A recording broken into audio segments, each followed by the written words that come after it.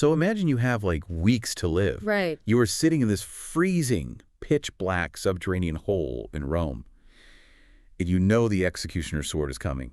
It's just a matter of time. Yeah, it's inevitable. So what is your final request to the outside world? Is it a pardon, a final meal, maybe a message to your family? Most people would probably ask for their family. Yeah, absolutely. Yeah. But for the Apostle Paul, the answer was remarkably practical. He wanted a winter coat. A coat? Yeah, a winter coat, and he wanted his notebooks. Which is just wild to think about. It really is. So welcome to Reformed Thinking. Today we are undertaking a deep dive into a single, seemingly ordinary domestic request made from a Roman dungeon in the 1st century. Yeah, we are zeroing in on 2 Timothy chapter 4, verse 13. Right. And while it sounds like just a random packing list, Yeah. it actually lays down a massive structural baseline for how you and I should manage our minds. It really does. But before we look at the ancient history, I want you, the listener, to just consider your own daily routine for a second. Think about your intake of information. Oh, man. Are you constantly consuming fast-paced digital fragments?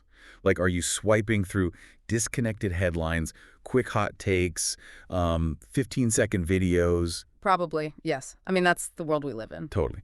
And we are setting the stakes right out of the gate here. Rethinking how and what you read could drastically alter your spiritual stability. Yeah. It could alter your mental clarity and your ability to stand firm when life gets incredibly difficult. Because, I mean, the modern mind is constantly fed but rarely nourished. That's a great way to put it. We're facing a severe epistemological crisis where rapid consumption has entirely replaced quiet contemplation. We hoard data, but we lack wisdom. We really do. So to understand the alternative to this modern frenzy, we have to step out of our current digital age. We have to travel back to the year AD 67. Okay, let's go there. We have to walk down into the Mamertine prison in Rome. Historical accounts describe the Tullianum, which was the lowest level of this prison, as a horrific place. And it was underground, right? Yeah, it was originally built as a cistern, so it was a dark, damp, freezing hole in the ground. Oh. And you could only access it by being lowered through a hole in the ceiling. Plus, the smell from the nearby city sewers, the cloaca maxima, would have been suffocating. That is just repulsive. It was vile. And this is where Paul is spending his final days. Let's unpack that historical setting a bit more, because the context is what makes his request so striking. Paul is in his second and final imprisonment. Right. This is happening under the reign of Emperor Nero. And this is not, the relatively comfortable house arrest he experienced a few years earlier. No, not at all. Back then, he could receive guests and preach freely. This is completely different. Yeah, because this is happening a few years after the Great Fire of Rome in AD 64. And Nero actively scapegoated Christians for that fire. Right, which led to horrific public executions. Yeah, Nero was known to use Christians as, like, human torches to light his garden parties. It's unthinkable. It is. And the psychological terror of that persecution is the backdrop for this letter. Paul is approaching martyrdom. He's a man in his 60s, which was quite old for that era. Definitely. And he's sitting in the freezing dark. On top of the physical misery, he's experiencing intense isolation. The text shows us that Demas has abandoned him. Because he loved the present world, yeah. Right. And Alexander the coppersmith has done him great harm. So only Luke remains by his side. And the contrast between Paul's massive legacy and his current reality there is staggering. Yeah, it really is a huge gap. Because on one hand, you have the premier church planter of the ancient world. I mean, this is a man who stood before rulers, who debated philosophers on Mars Hill. He wrote a massive portion of the New Testament scriptures. Exactly. But in this specific moment, the text forces us to look at his intense human vulnerability. He is cold. He is lonely. He is in desperate need of basic physical necessities. Right. And this completely shatters a hyper-spiritual, almost Gnostic view of leadership that ignores bodily reality. Okay, wait. Explain the Gnostic view for the listener real quick. Sure. So Gnosticism was an ancient heresy claiming that the material world was inherently bad or irrelevant and only the spiritual realm mattered. Like the body doesn't matter, only the soul. Yeah. And there's still a temptation today to view spiritual figures as floating above the miseries of the physical world, like they're untouched by cold or fatigue or depression. Oh, definitely. But spiritual leaders are embodied creatures. God does not bypass our physical nature. He works through it. I love that. It's like looking at the final locker room interview of a legendary athlete. Okay, yeah. But instead of talking about the Hall of Fame or his massive career achievements, he's just looking at the camera and asking someone to bring his jacket because he's shivering. That is such a good analogy. But I want to push back on this idea of leadership as invulnerability, though. Because why do we so often expect spiritual figures to be completely detached from physical suffering? That's a great question. Because if I look at the landscape of modern celebrity culture, even inside the church, there is a demand for leaders to appear invincible. Are we just projecting our own desire for a pain-free life onto them? That is a major factor, absolutely. We project our own desire for invincibility onto our heroes. We want the cheat code. Right. We want to believe that if a person reaches a certain level of theological maturity or, spiritual discipline, the ordinary pains of life simply bounce off them. Yeah, like a force field. Because if they don't suffer, then maybe we won't have to suffer if we just follow their method. But Paul destroys that illusion. He really does. He does not spiritualize his shivering. He openly admits he needs a cloak. Well, He acknowledges the pain of abandonment. he doesn't pretend everything is fine. No. The flesh imagines leadership as complete self-sufficiency, but the biblical model portrays leadership as faithful stewardship under extreme weakness. Under weakness, right. Paul is not embarrassed to say he is cold, and he is not embarrassed to ask Timothy to hurry up and visit him before winter. So think about the psychological weight of this moment. If I am sitting in a freezing, sewage-filled dungeon, awaiting execution by a mad emperor, my mind is probably spiraling into panic. Oh, absolutely. Or at the very least, indulging in a massive wave of self-pity. I'd be thinking about everything I had lost. Yeah, everything that was taken away. But what does it say about Paul's mental fortitude? That rather than giving up, his mind immediately goes to preparation and study. It says everything. Because he writes to Timothy and asks him to bring some specific items. And he asks for a physical item first to preserve his body, but his request rapidly ascends to the tools needed for his mind. Yeah, let's break down the actual contents of this baggage he left behind. Let's do it. Because the specific Greek terminology in 2 Timothy chapter 4, verse 13 paints a really vivid picture. First, he asks for the phelonies. The phelonies. Yeah, the phelonies was a heavy woolen circular cloak. It was essentially a thick winter poncho designed to shield the body from the biting cold and the dampness of the winter season. Like a heavy-duty survival blanket. Basically. And he mentions leaving this cloak at Troas with a man named Carpus. This specific detail grounds the narrative in historical reality. Right, it's not a metaphor. He left a physical object in a specific port city with a specific individual. Exactly. And many historians believe he left it there because he was arrested suddenly. Oh, wow. Yeah, he had no time to gather his belongings or pack a bag. The authorities likely grabbed him, and he was hauled off to Rome without his winter gear. So the body requires the cloak against the elements. He needs the cloak to physically survive the winter. But then he asks for the Biblia. The Biblio. These are papyrus scrolls. And papyrus was made from the pith of a plant found in Egypt. It was essentially ancient paper. Right. And it was highly susceptible to decay, Yeah. especially in a damp environment like a subterranean prison. From what we know of ancient libraries, these scrolls likely contained history, poetry, or maybe general theological writings. Right. They represented the broader library of a functioning minister. And papyrus was the standard writing material of the day, but it was fragile. These scrolls represented general intellectual cultivation. They were the books he used to understand the world, to interact with the culture, to maintain a well-rounded mind. But then the verse shifts to the grammatical focal point. He uses the word malista. Malista, yes. Which is a strong, intensive adverb meaning above all or especially. He says especially the membranous. And that's a Latin loanword, referring to expensive, durable animal skin parchments. Vellum or parchment. This is a completely different tier of material. Completely different. Because you take an animal hide, you soak it, stretch it on a frame, and scrape it clean with a knife until it's perfectly smooth. It was incredibly labor-intensive. Oh, incredible. So on a functional level, why distinguish between the books and the parchments? Wow. If I can use a modern parallel, this is like asking someone to bring your paperback novels, but saying, whatever you do, make sure you grab my external hard drive with all my crucial files. That is a totally spot-on analogy. The paperbacks are useful. They are necessary for a well-rounded mind, but the hard drive contains the core data upon which everything else depends. Yeah. In the ancient world, books of any kind were incredibly rare. They were extraordinarily expensive and required massive amounts of manual labor to produce. Every single letter had to be written by hand. Hand-copied, yeah. We exist in a culture of digital excess where thousands of books are available with a single tap on a screen. Because access is so frictionless for us, we struggle to comprehend the immense value placed on a physical written document in antiquity.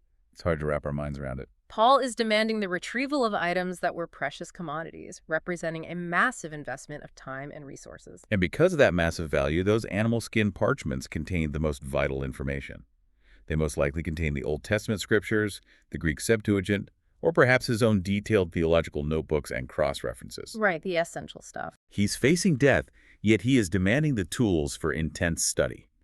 What fascinates me is that this pattern, requesting physical warmth and reading materials on the verge of death, it echoes throughout history. It really does. If this were just a quirky personality trait of a single first-century apostle, we could write it off. Like, oh, that's just Paul. Exactly. Yeah. But we see this same psychological survival mechanism pop up centuries later under almost identical conditions.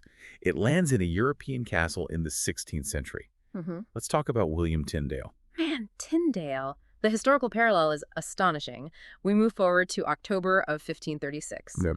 William Tyndale is imprisoned in the dark dungeon of the castle of Vilvoorde near Brussels in the Low Countries. He is awaiting death. He will soon be strangled and burned at the stake. Horrible.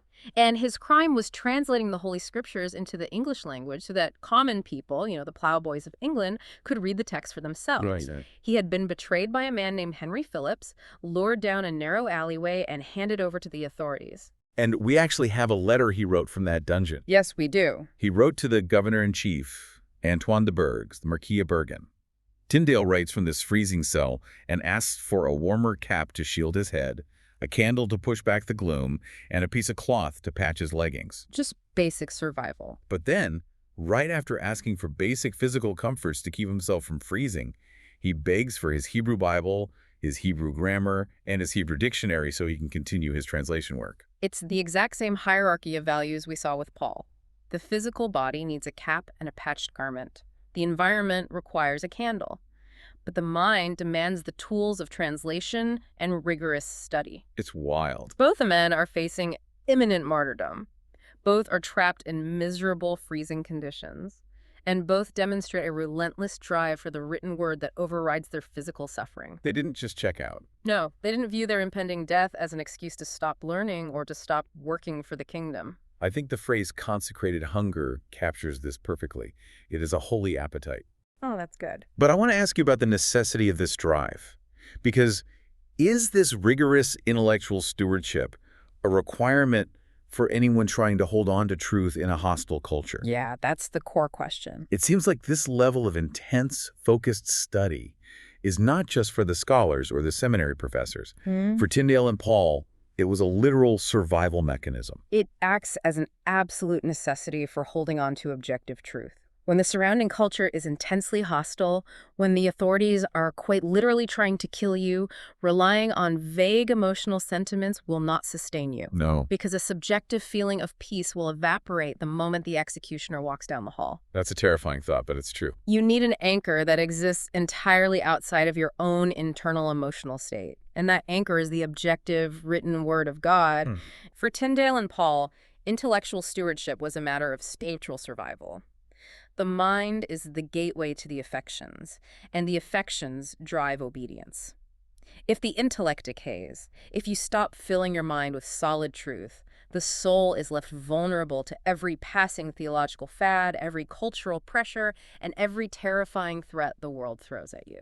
So imagine how the modern church might look different if believers treated study materials with the same life-or-death urgency as Paul and Tyndale.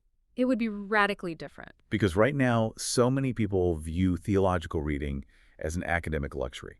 It's something for the person with a theology degree, not for the person working a 9-to-5 job, raising kids, or managing a business.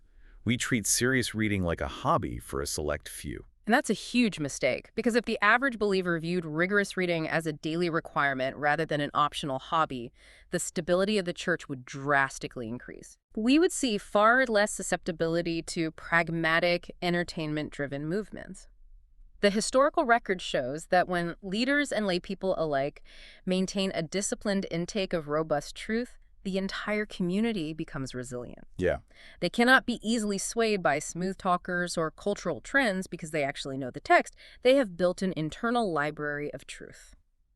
But this historical, rigorous intellectual stewardship stands in sharp contrast to the current epistemological crisis facing modern readers. Oh, for sure. We are seeing a major slide into three specific traps: anti-intellectual pietism, seeker-sensitive pragmatism, and subjective emotionalism. Three big, heavy terms. Yeah, they sound like heavy academic terms, but they describe very real phenomena happening in congregations and individual lives right now. Let's break them down. Let's do it. Start with anti-intellectual pietism. I hear people say things like, I don't need theology, I just need Jesus. Oh, man. That phrase is the perfect summary of anti-intellectual pietism. It is the false idea that rigorous study is somehow opposed to the genuine workings of the Spirit. It assumes that being truly spiritual means bypassing the brain entirely. People who fall into this trap believe that theology is cold and dead, while emotion is warm and alive. Which is such a false dichotomy. It really is. Like, forget that you cannot separate Jesus from theology. To say, I just need Jesus, requires you to define who Jesus is, what he accomplished on the cross, and how he saves sinners. Those are all theological statements. Precisely. Those are highly complex theological categories. Anti-intellectual pietism guts the faith of its historical and doctrinal substance, leaving behind a fragile, sentiment-driven religion that collapses under intellectual scrutiny. Then we have seeker-sensitive pragmatism. This is something we see heavily in the modern megachurch context. It's the methodology that measures success purely by attendance numbers, engagement metrics, and immediate emotional responses. Right, if the building is full. Yeah, if the crowd is getting bigger, the method must be blessed by God. Pragmatism asks one question: does it work? It does not ask, is it true? And seeker-sensitive pragmatism often waters down the message to avoid offending the audience. It removes the rough edges of the gospel, the call to repentance, and the reality of divine judgment, replacing them with therapeutic moralism. Make everyone feel good. Exactly. Yeah. It treats the congregation like consumers who need to be entertained rather than sinners who need to be saved and sanctified. When a church adopts this model, rigorous theological reading is discarded because it is viewed as boring or inaccessible to the target demographic. And that leads right into the third trap: subjective emotionalism. This is the mindset that makes the individual's internal feelings the final judge of what is true. Oh, this one is everywhere. You hear phrases like, I feel a peace about this decision, even when the decision clearly contradicts Scripture. The internal feeling overrides the external text. Because subjective emotionalism dethrones the Bible and places the individual's heart on the throne. And the Scriptures clearly tell us that the heart is deceitful above all things. Relying on fluctuating emotions to dictate your theology or your life choices is like trying to navigate a ship using a compass that spins wildly depending on the weather. Paul and Tyndale did not rely on subjective emotionalism in the dungeon. They demanded the physical parchments. The writer A.W. Tozer had a brilliant observation about this modern failure to read serious material. He pointed out that the failure to read great spiritual classics is actually a failure of consecration. Yes, I love Tozer. He said these works exist in spiritual highlands. To survive in those highlands, you need a level of detachment from the world that a lot of people just aren't willing to cultivate. Tozer identified a harsh reality. Reading serious, weighty books requires a focused, disciplined mind. You cannot dwell in the spiritual highlands if you are constantly tethered to the noise and distraction of the valleys. Well, you can't. It demands a deliberate unplugging from the frantic pace of modern life. It requires the reader to sit quietly, to discipline their attention span, and to engage with minds that thought intensely about eternal realities. You cannot read John Owen or John Calvin while simultaneously checking your social media notifications every 2 minutes. The medium of constant distraction destroys the capacity for deep thought. So if we're going to climb up to those highlands, we have to talk about what to pack for the trip. We need to break down the theological palette required for a reader. How do we categorize the books we should be reading? Right. The historical framework gives us an epistemological hierarchy, starting with a crucial Latin phrase. Scripture is the norma normans non normaca. And that phrase translates to the norming norm that is not normed. Okay, unpack that. It is a vital concept in historical Protestant theology. It means that the Holy Scriptures stand entirely alone as the absolute final standard of truth. They judge all other writings, but no other writing can judge them. Right. They are the supreme rule of faith and life. Every single book, article, podcast, or sermon must bow to the authority of the biblical text. And then all other books fall into the secondary category, which is the Norma Normata. The Norma Normata translates to the normed norm. This refers to all other valuable books: church history, systematic theology, philosophy, practical Christian living. Helpful stuff. They are incredibly helpful and highly instructive, but they must constantly be tested and evaluated by the standard of the Norman's non-normata, the scriptures. Every other book is a servant. The Bible alone is the master. If a theological classic contradicts the biblical text, the classic is wrong. Okay, so within that secondary category of the Norma Normata, there is a massive emphasis placed on reading biographies. Sir W. Robertson Nicoll is quoted as saying that biography transmits personality. It really does. We are looking at figures like William Carey, Adoniram Judson, and Hudson Taylor. I want to spend a moment on these names because understanding what they went through explains why reading their lives is so critical. Yeah, let's look at Carey first. Right. William Carey labored in India for 7 years without seeing a single convert. He lost a child to illness.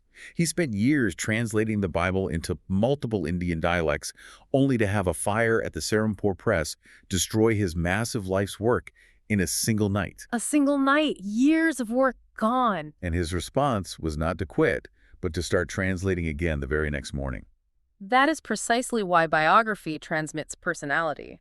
When you read abstract theological concepts about the sovereignty of God, it's one thing. It's theoretical. Exactly. But when you watch William Carey stand in the ashes of his printing press, trusting the sovereign will of God and picking up his pen to start over, you are watching theology put on flesh and blood. You see doctrine walk through the brokenness of a fallen world. Adoniram Judson is another intense example. He went to Burma, a severely hostile environment. He endured agonizing imprisonment in the death prison at Ung Penla. He was kept in chains and sweltering heat, suspended by his mangled feet. Just horrifying conditions. He lost his beloved wife Anne and multiple children to disease. Yet he stayed, eventually translating the entire Bible into Burmese and seeing thousands come to faith. Wow. And Hudson Taylor, who founded the China Inland Mission, made the radical decision to dress like the native Chinese people, growing a queue and wearing local garments to break down cultural barriers. He depended entirely on God for financial provision, refusing to ask for funds directly.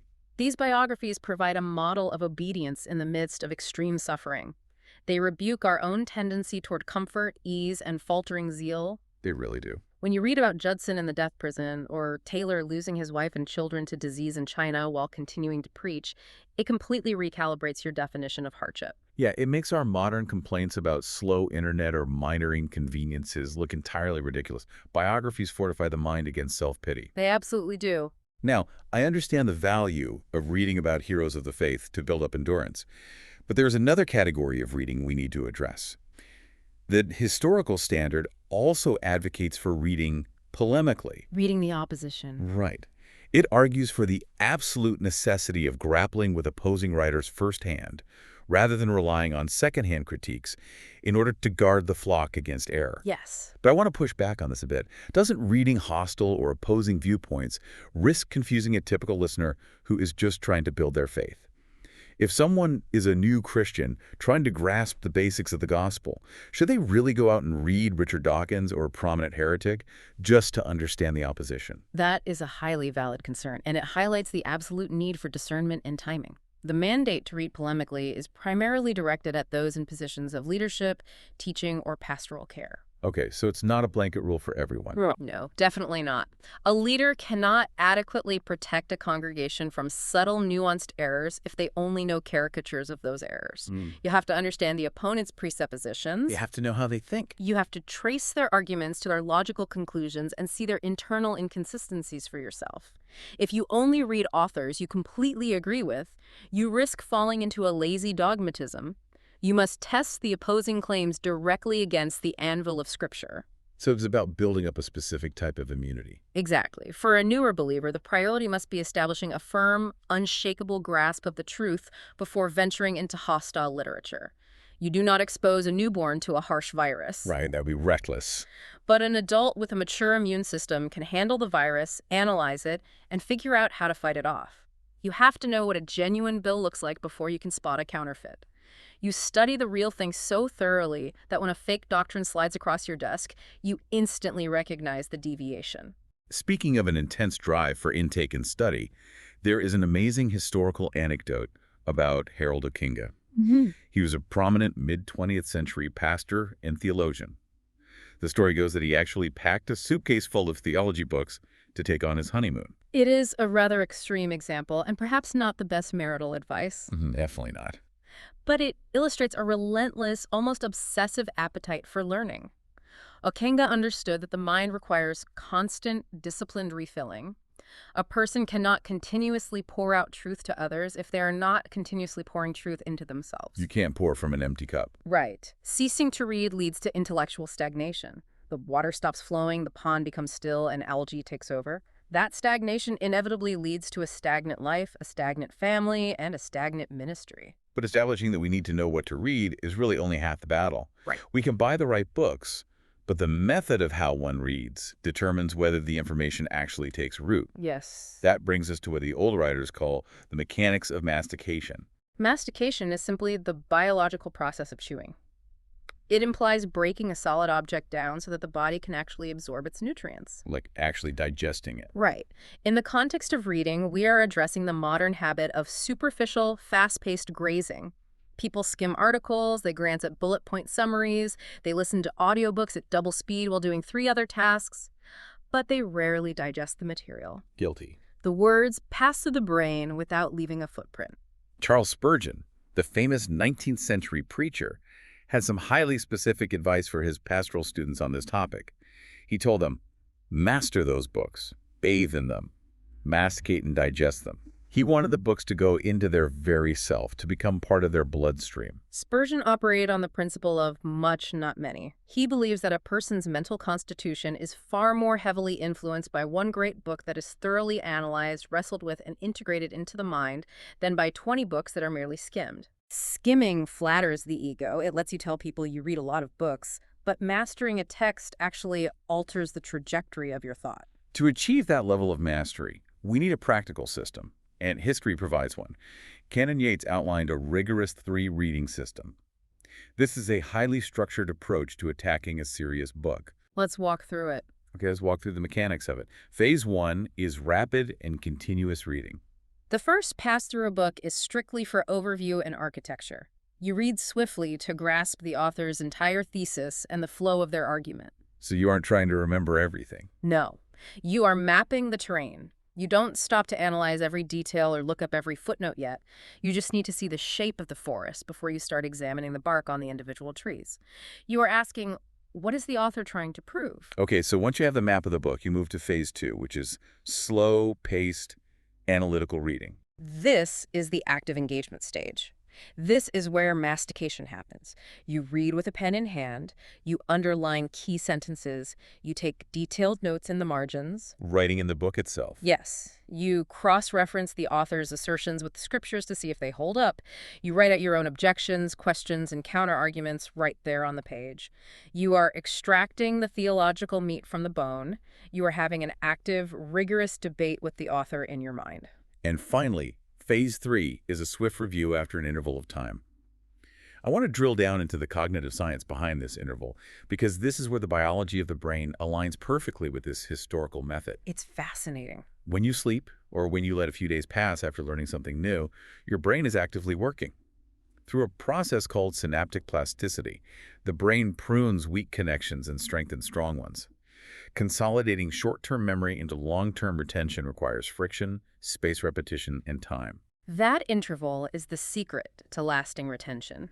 Letting time pass allows the mind to settle.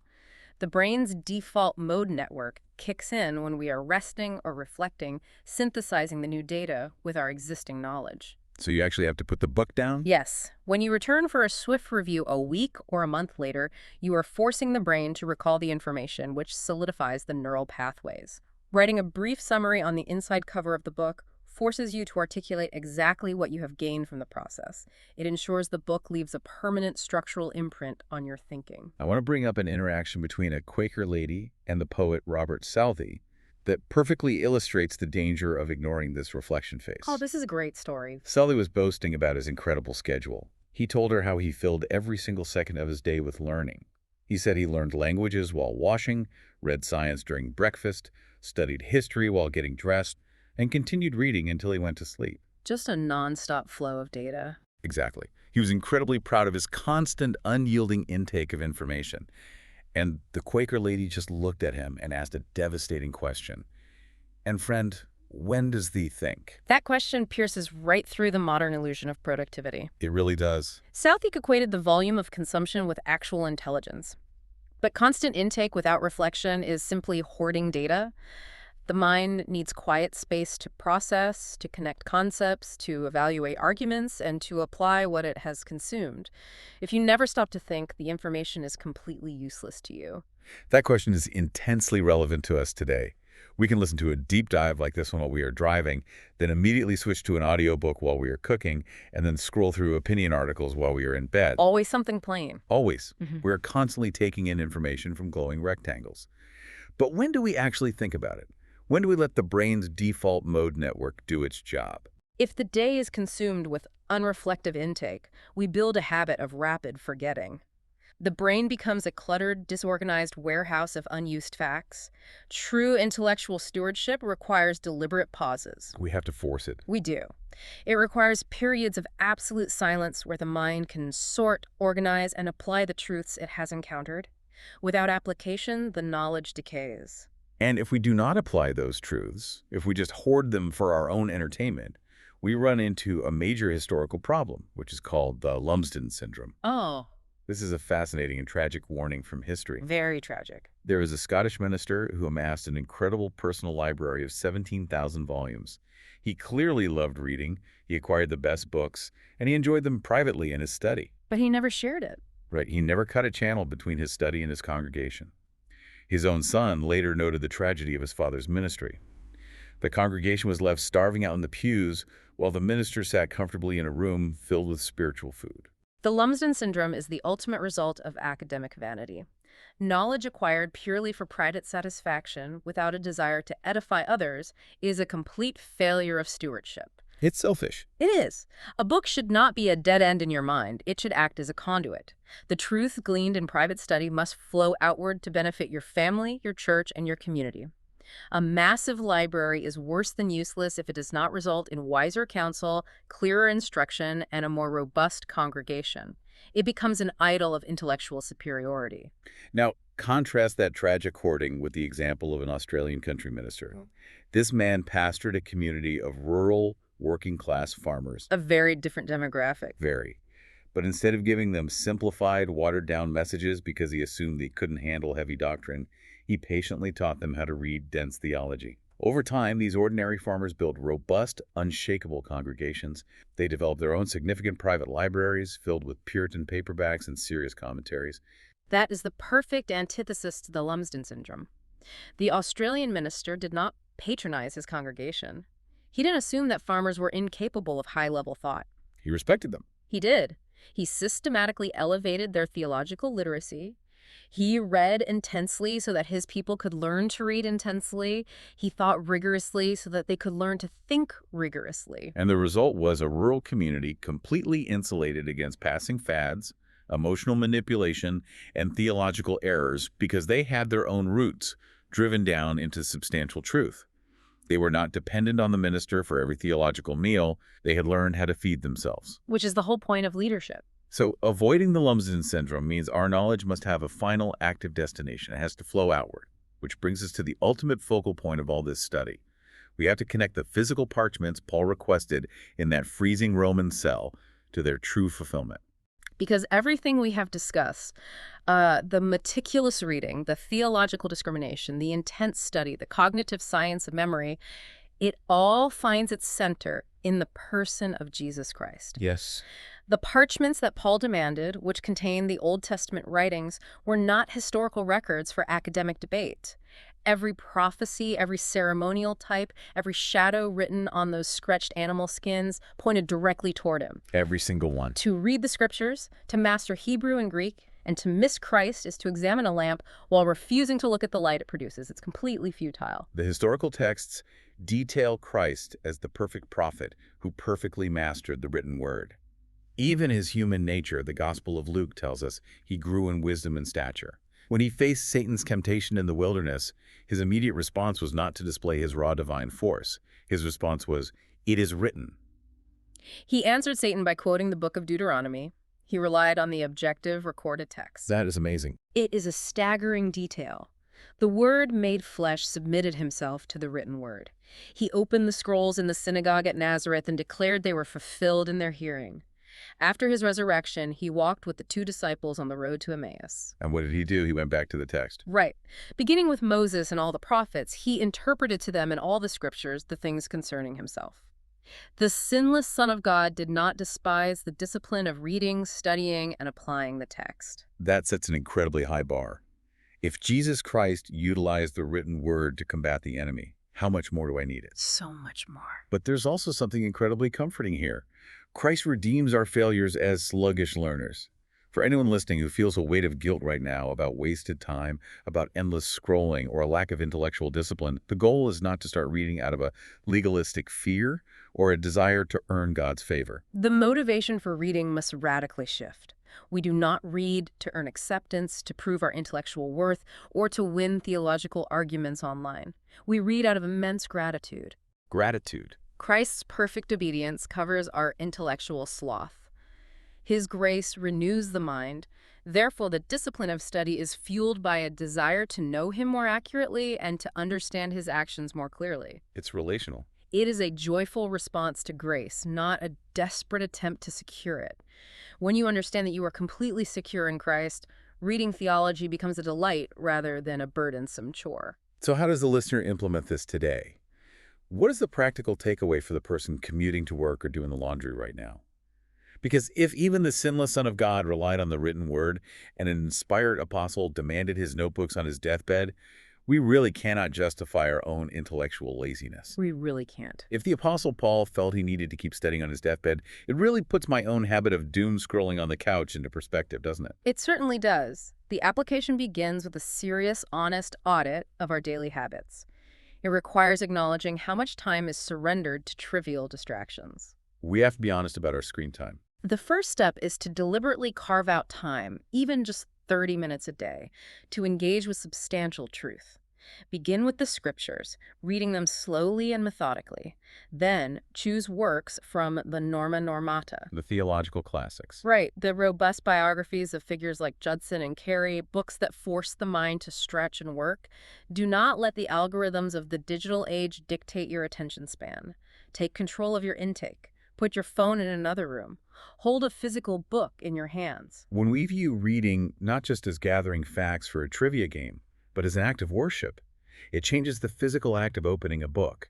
It moves from academic vanity to spiritual communion. You aren't just scanning pages. You are encountering truth that shapes how you perceive reality, how you suffer, and how you face death. Reading becomes a mechanism for renewing the mind. The world attempts to catechize us constantly through outrage, political slogans, and mindless entertainment. It's relentless. Countering that requires a disciplined mind that dwells on what is true, honorable, and just.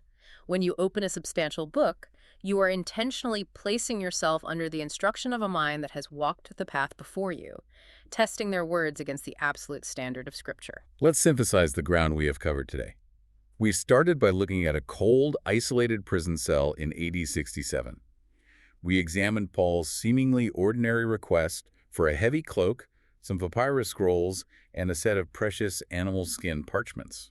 And we discovered that this request is a mandate for intellectual stewardship. It proves that spiritual maturity does not erase the need for continuous, rigorous learning. Right. It shows us that true resilience requires a mind anchored in objective truth, capable of discerning error, and eager to transmit that truth to others so they do not starve in the pews. It is a lifelong calling. Whether you are facing a hostile culture like Tyndale in the freezing dungeon of Vilvoorde, or simply trying to maintain your focus in an age of endless notifications and digital noise, the requirement remains exactly the same.